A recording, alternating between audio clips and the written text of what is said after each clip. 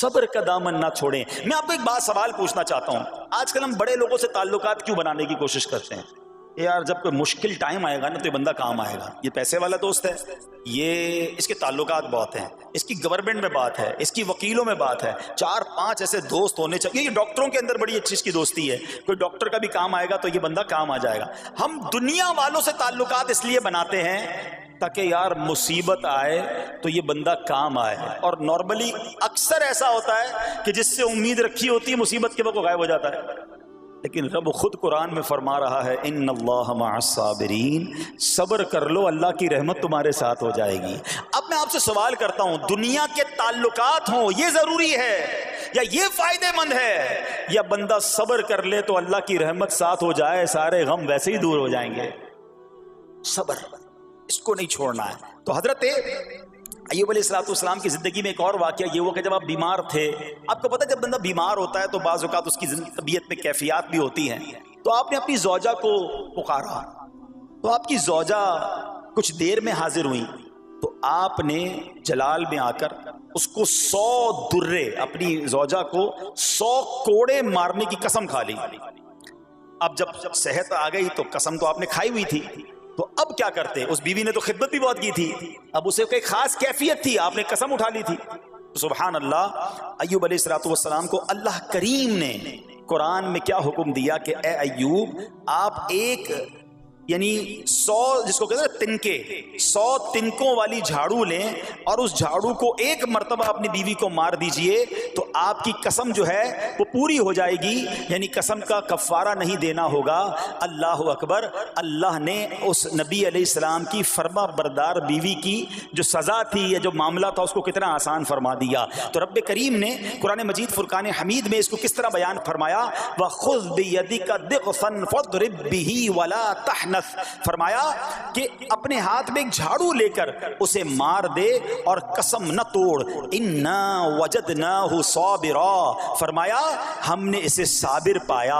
نعم العبد, کیا اچھا بندہ.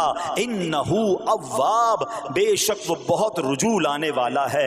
ارے آج دنیا کسی کو کہے یہ صبر والا ہے, حضرت ایوب کی شان دیکھو کہ رب فرما رہا ہے قرآن میں اِنَّا وَجَدْنَاهُ صَابِرًا, اور ہم نے ایوب کو صبر کرنے والا پایا, صابر پایا.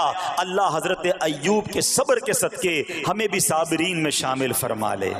اللہ اکبر, سبحان اللہ. اور رب کریم نے جو اواب فرمایا, علماء کہتے ہیں کہ یہ اواب کے لاجواب خطاب کو جو آپ کے سر مبارک پر ایک تاج کی طرح رکھ دیا گیا, کیونکہ اواب کے معنی کیا ہے؟ انہو اواب, بے شک وہ بہت رجوع لانے والا ہے. اللہ اکبر. صبر کیا تو رب نے کیسے کیسے القاب جو ہیں وہ قرآن میں عطا فرمائے. یہاں ایک اور بات بھی سیکھنے والی ہے کہ حضرت ایوب علیہ السلام کے صبر کا کمال یہ ہے کہ قرآن میں ذکر آ گیا. آپ صبح قیامت تک حافظ تلاوت کریں گے, تراویح میں قرآن پڑھا جائے گا, جب بھی قرآن کی تلاوت دنیا کے کونے کونے میں کی جائے گی, قیامت تک حضرت ایوب کے صبر کا ذکر ہوتا رہے گا.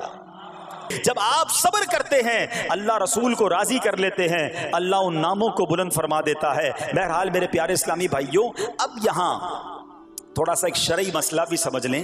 بعض اوقات ہے کہ آپ لفظ سنتے ہیں ہیلا. اچھا, کچھ لوگ جب یہ لفظ ہیلا سنتے ہیں تو کنفیوز ہو جاتے ہیں, یار یہ کیا, ایک کام کرنا تھا اس کو ایک اور طریقے سے کر دیا, ہمیں سمجھ نہیں آ رہا. عجیب عجیب سی لوگ باتیں کرتے ہیں. سبحان اللہ. علماء فرماتے ہیں پہلے ہیلے کا مسئلہ سمجھ لیں.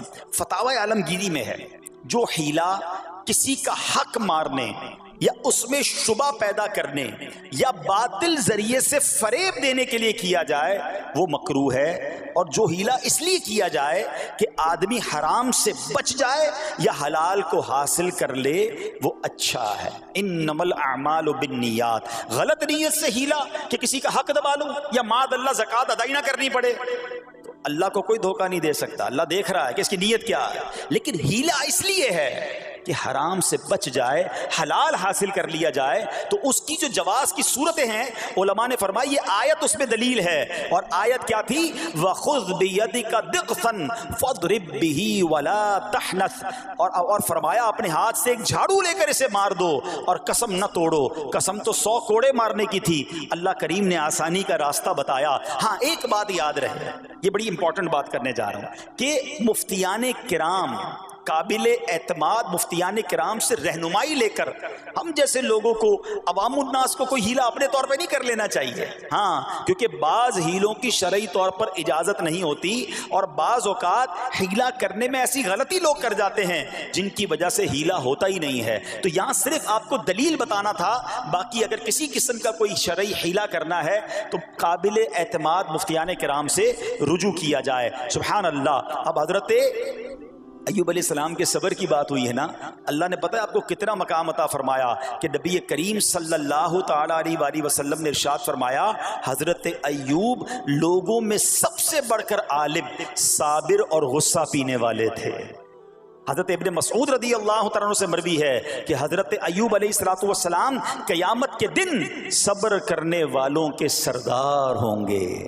ہاں، صبر کرنے والوں کے بھی سردار ہوں گے. اچھا، بعض اوقات ہوتا کیا ہے، اچانک کوئی پرابلم آ گئی، کہیں آگ لگ گئی، گاڑی میں نقصان ہو گیا، پیسے چوری ہو گئے، موبائل چوری ہو گیا، کوئی چیز میں نقصان ہو گیا، کاروبار میں نقصان ہو گیا، صحت خراب ہوئی. بندہ کہتا ہے یار یہ میرے ساتھ کیوں ہوا ہے، میں نے ایسا کیا کیا ہے. بعض اوقات زبان سے شکوے، شکایت، حالانکہ قرآن مجید فرقان حمید نے تو پہلے ہی ہمیں بتا دیا ہے. ہمارا پرابلم پتہ ہی کیا ہے، ہم بہت ساری باتیں جانتے ہیں دنیا کی، قرآن و حدیث پڑھتے نہیں ہیں تو مینٹلی پریپیئرڈ نہیں رہتے.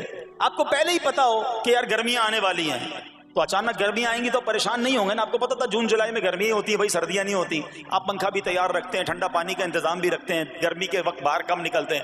اور سردیاں آتی ہیں آپ کو پہلے ہی پتا ہوتا ہے، اب رضائی تیار کر لیتے ہیں، سویٹر نکال لیتے ہیں. ایسا نہیں ہوتا کہ صبح اٹھتے تو 40 ڈگری ہوتا ہے، دوسرے دن اٹھتے تو 5 ڈگری ہوتا ہے. بندہ کہ یار آج ٹھنڈ کیوں ہو گئی، کل گرمی کیوں ہو گئی. مینٹلی پریپیئرڈ جب بندہ ہوتا ہے تو وہ تیار ہوتا ہے.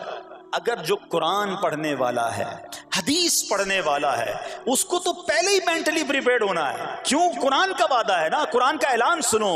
اللہ کریم قرآن مجید میں کیا ارشاد فرماتا ہے، بسم اللہ الرحمن الرحیم وَلَنَبْلُوَنَّكُمْ بِشَيْءٍ مِّنَ الْخَوْفِ وَالْجُوعِ وَنَقْصٍ مِّنَ الْأَمْوَالِ وَالْأَنفُسِ وَالثَّمَرَاتِ وَبَشِّرِ الصَّابِرِينَ. اور ضرور ہم تمہیں آزمائیں گے. کیا فرمایا؟ ضرور آزمائیں گے، تیار رہو. there is examination. اچھا، آزمائش کن کی چیزوں کی ہوگی؟ سبحان اللہ. قرآن نے لسٹ بھی دے دی ہے کہ آزمائش کیا ہوگی. فرمایا کچھ ڈر سے، اچانک خوف آ جاتا ہے نا، کوئی دشمن آ جاتا ہے، کوئی دھمکی دے رہا ہوتا ہے، اچانک حالات خراب ہو جاتے ہیں، دل میں خوف بیٹھ جاتا ہے. پھر فرمایا بھوک سے، مال کم ہو گیا، تنگی آ گئی تو بھوک سے. پھر فرمایا کچھ مالوں اور جانوں اور پھلوں کی کمی سے. کبھی کاروبار میں نقصان ہوگا، کبھی کسی کے باغات ہے تو باغ فصل اجڑ سکتی ہے، آپ کو کوئی نقصان ہو سکتا ہے، کسی جگہ آگ لگ سکتی ہے، اور جانوں کی کمی سے بیماری بھی آ سکتی ہے. مگر آگے کیا فرمایا؟ وَبَشِّرِ الصَّابِرِينَ. خوشخبری سنا ان صبر والوں کو. اور جب سبحان اللہ یہ ایگزام آتا ہے نا، جو اس ایگزام سے نکل جاتا ہے تو رب نے فرمایا خوشخبری ہے. اللہ اکبر. ہم نے زندگی میں دیکھا ہے جس نے مصیبت پر صبر کیا، اللہ کی رضا پر راضی رہا، اللہ نے مشکل سے بھی نکالا اور پہلے سے اسے زیادہ عطا فرما دیا. ہمارا پرابلم ہی ہم ٹیسٹ میں فیل ہو جاتے ہیں. جیسے ہی امتحان شروع ہوا، واویلا شروع، شور شروع، شکوے شروع. سب کو بتانا، حالانکہ کر کوئی نہیں سکتا لیکن سب کو بتائیں گے. نہ کرو ایسا. میں جانوں، میرا رب جانے، مجھے کیوں کسی کو بتانا ہے.